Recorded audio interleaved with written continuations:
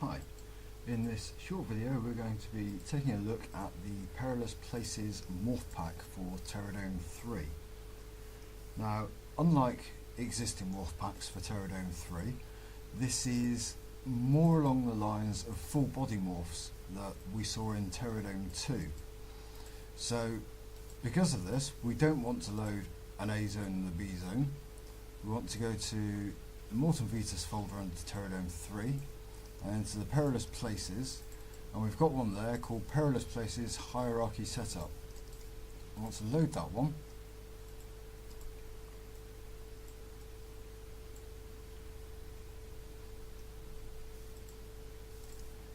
And when it comes in, we see we've got an A zone and a B zone, which we can see in our scene there, but they are already linked together. And this is essential because the morphs are all controlled from a single dial. Basically, they comprise of two components, an A zone component and a B zone component, and they will all dial up from the A zone. So we have our parameters tab, select our A zone, and under morphs, Perilous Places, we see we've already got one dialed up, abyssal plane. But if we look on the B zone, under morphs, we see we don't have a section for Perilous Places. All the morphs on the B zone are hidden, so they only work from the controls on the A zone. And go back to our A zone. Now when it loads, you'll have this abyssal plane already dialed up. This is to show that you've got the correct item and the morphs are active, so we can either use that one or we can turn it off. So if we set that to 0, our Terradome then becomes very flat again. To see what's going on, we're going to zoom our camera out. We'll frame the A and B zone together, and we'll come back to our A zone, and when we dial up morphs, we'll be able to see the A and B zone working together. And again, we'll set that back to 0. We'll try a different one, something like that. As you can see, the A zone, which we can see there highlighted, and the B zone there highlighted, both work from the single dial on the A zone. It's very important that you load the Perilous Places Hierarchy Setup scene set, because this links the A zone and the B zone together in order for these morphs to work with each other. Now in our let's get rid of that. In our library, we've also got a whole load of cameras. There are 2 cameras for each morph set. These are just to give you a starting point to work from. The cameras, while they're named for the morph set that they're intended to work with, don't necessarily have to work with that morph. Around all our 0 points on all our morphs, there's a flat area roughly corresponding to where a character would load in default. So if we look at High Pass Cam 1, we'll click that one, and you can see that's brought us right in to the action on the morph. And we'll turn it round a bit, look at it from a slightly different angle,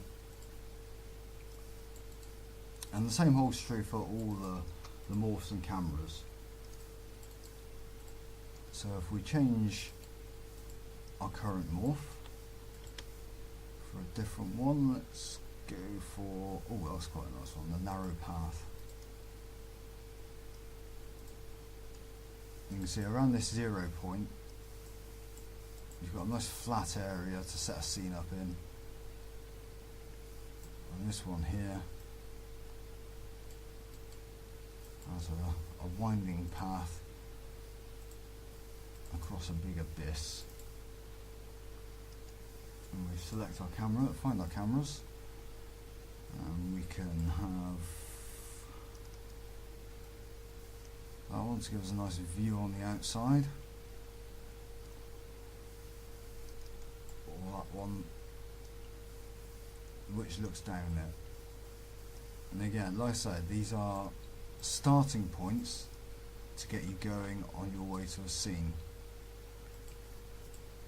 Now, for materials, there are a couple of additional material packs available. Terra Shades Fire and Ice for terrain, and Pro Skies Volume 2 to give you some nice dark fiery skies. So our materials, unfold entirely.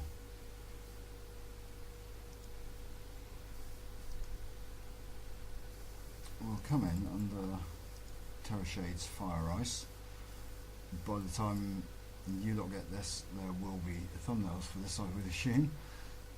You've got a mixture of ashlands, barren, distant, rocky and volcanic. We'll put one of those on. That's gone on our B zone, so we'll apply that one to our A zone as well. And the skies, because it's volcanic, let's go for Hellbound Sky. Now, an interesting addition to this set is if we load a water plane and we want to drop it down, so we'll take it down away.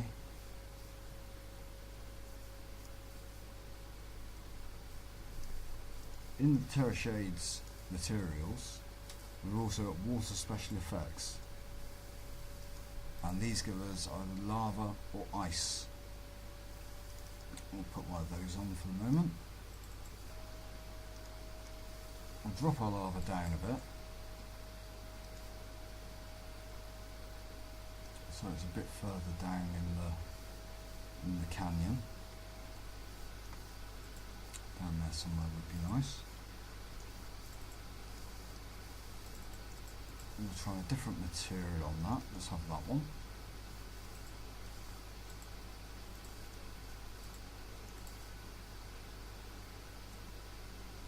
And when we go to that area preview, we'll put that in. We've got our lava down here in the canyon. We've got a barren rocky landscape, and we've got our angry red sky. So we'll put that back to smooth shaded so we can work with it. And that's really about it. It's really quite simple. Remember, always be on your A zone to control your morphs. We'll set him back to 0. We'll pick up Twisting Fjord. And all of the morphs in this pack feature up and down, so they will go up, they will go down into valleys and up into hills and mountains, so you've got a lot of variation to play with. They all control off these dials off these sliders on the A zone. Remember, there are no sliders on the B zone for morphs. This is to prevent the B zone morphs getting out of sync with the A zone morphs. They've got to be dialed up at exactly the same, or they won't work. You'll have large gaps in your terrain. And to enhance the effect, remember you've got the Pro Skies Volume 2 and Terra Shades Fire and Ice to enhance and complement these morphs. And that really is about it. We hope you enjoy this. and we look forward to seeing what you render with it.